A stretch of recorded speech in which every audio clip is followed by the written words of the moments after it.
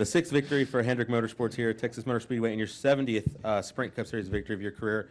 Talk about the win, and then just there at the end, a lot of cautions, just the chaos that ensued. Yeah, I'm just really proud of the effort. To win 70 Cup races is just mind-blowing to me. So very, very proud of hitting that mark tonight. Thankful for Chad and my team, and very proud to have won all my races at one race team with one sponsor. And then obviously having the Red Vest Chevy tonight's been a lot of fun. We had a few chants in Victory Lane with the Lowe's employees that were there. I'm not sure if anybody had a chance to see it, but we go through and spell out the word Lowe's, and to have that camaraderie and fun with the executives from Lowe's and then the people that work in store that we were racing for tonight and dedicating the swim to tonight. Just a lot of fun. So we wanted to close out the year by having fun, and winning races helps you do that. But I have to give a lot of credit to our test session in Homestead earlier this week. We went down there, and Chad and the guys started making me happy. I guess I've been unhappy for a while, and these guys put some great speed in the race car, got me really comfortable with the car, and we were able to bring a lot of that here and get the car off the truck right away. It was quick, qualified third, and then dominated tonight and won the race. So just proud of the effort. And as Chad said, it's tough when you're going through watching a championship opportunity slip away from you.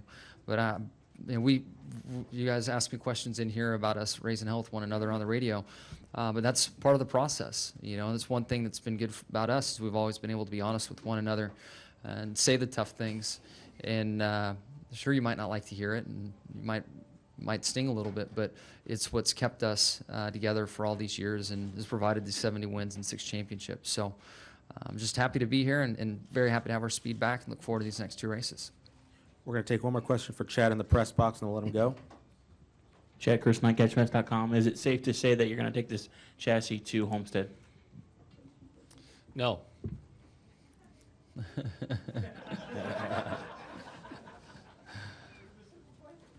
that it? Yeah, that's it. Okay. Chad, congratulations. Thank you. We'll go ahead and continue with questions for Jimmie. Raise your hand. We'll get you a mic. We'll start with Drew back here.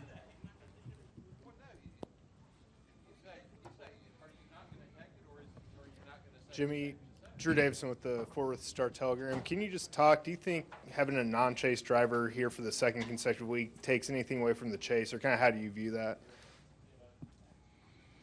No, I mean, there's a lot of good race teams, and there's always people that aren't mathematically eligible to win the championship. Those folks always win races at the end of the year. We've been on a hot streak at some years. I think we won like 6 out of 10 chase races, but other years there's plenty of other people taking the trophy out and max points out. It's just kind of how it goes. So there's a lot of strong race teams in our sport, and it's no surprise to me, for sure.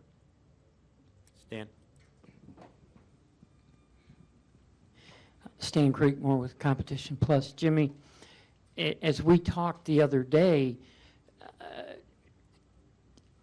that next to the last caution, had nothing happened with Keselowski, was Gordon going to beat you?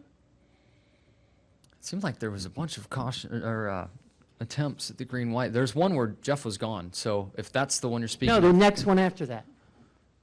What happened there? When Keselowski when Brad got his tire. Yeah, I don't have a clue. The inside lane had been the successful lane, and Jeff just got a really good start the restart before and got control of the race, and he chose the outside lane again, which was shocking to me because all night he had taken the bottom. And as I was trying to piece things together, I was trying to make sure that the 18 behind me got a good start, so I was trying to communicate to him out the side of the car to let him know when I was going so he could get a run and try to, I guess it was the 2, not the 18, and get a run and try to clear the 24 into turn 1. Because with him on my outside, going through the corner, my car was pretty uncomfortable, and frankly, I just let off some and just surrendered the position. I wasn't going to take him out in the process.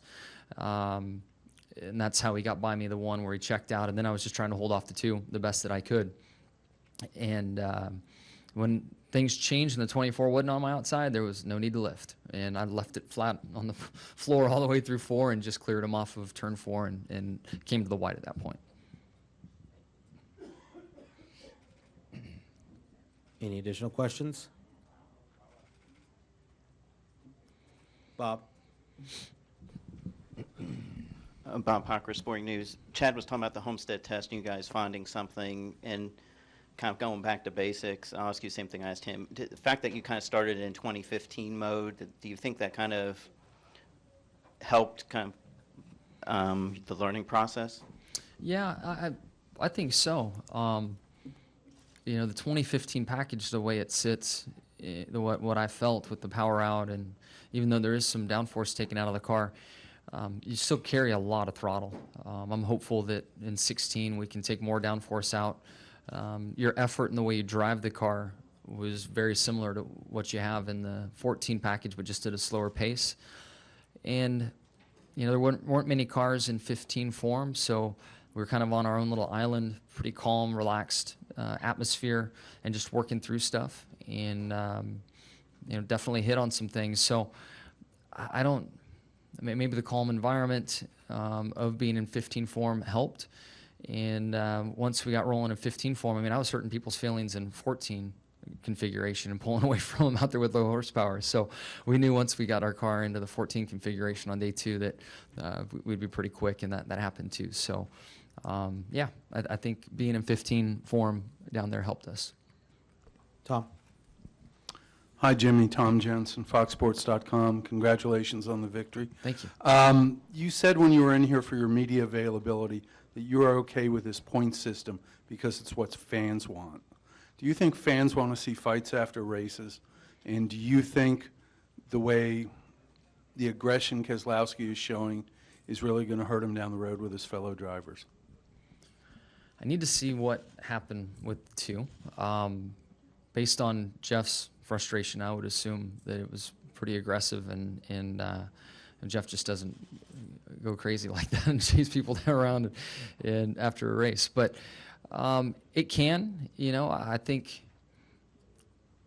I don't know, it's kind of a catch-22, and again, I need to see it because when your only opportunity to advance is to win, you know, he had a bad race in Martinsville. He's got to do all he can to win.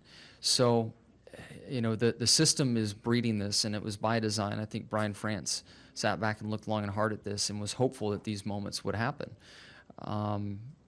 You know, it's changing the way things take place on the track. And when I think back to when I started, you know, we'd point people by, let them go. There was this gentleman agreement on the racetrack. Everybody told you to study Mark Martin and watch how he lets people go and works with people.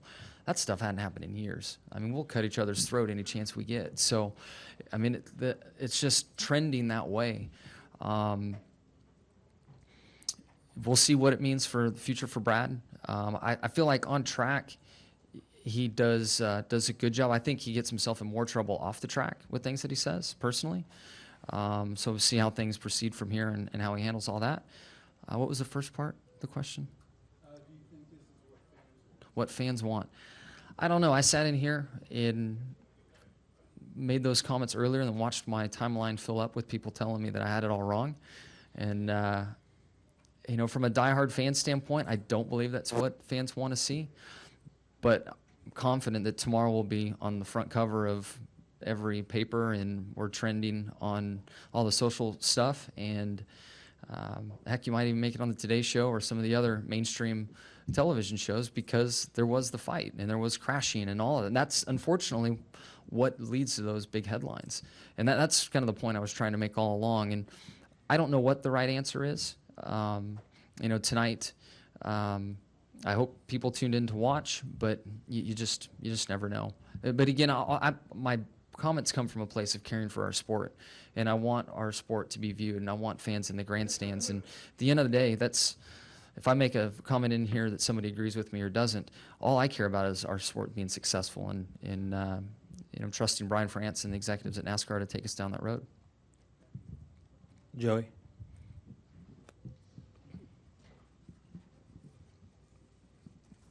Joey Barnes, Tribute Racing. Jimmie, I want to get your thoughts towards the end of that race when you reflected back to saying Jeff had set sail ultimately and had control of the race, being on fresher tires.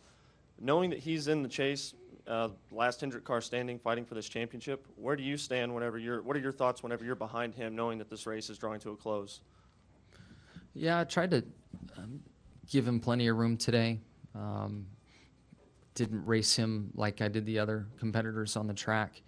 A couple times he was in the outside lane. I left him a hole to get down to the inside lane so he wouldn't get freight trained.